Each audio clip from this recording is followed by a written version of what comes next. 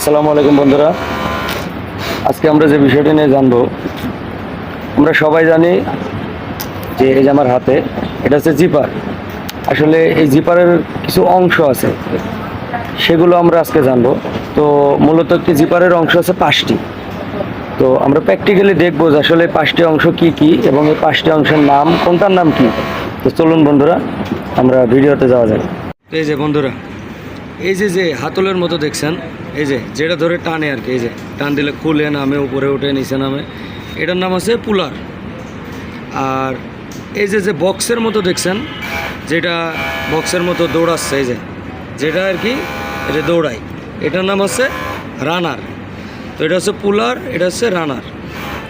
এরপরে এই যে খোলার পরে এই যে মাথায় এসে দেখেন, এই যে খুলতেছি, এই যে লাস্টে এখানে যে দাঁড়াইছে না জিপারটা, এটার নাম আছে স্টপার।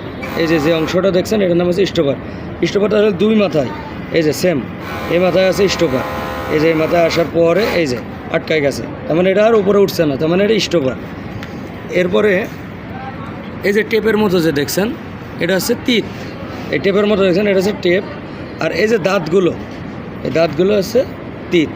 তো আমরা জানলাম কি জিপারের অংশ আছে 5টি: টেপ, তিত, স্টপার, পুলার এবং রানার। তো ধন্যবাদ বন্ধুরা।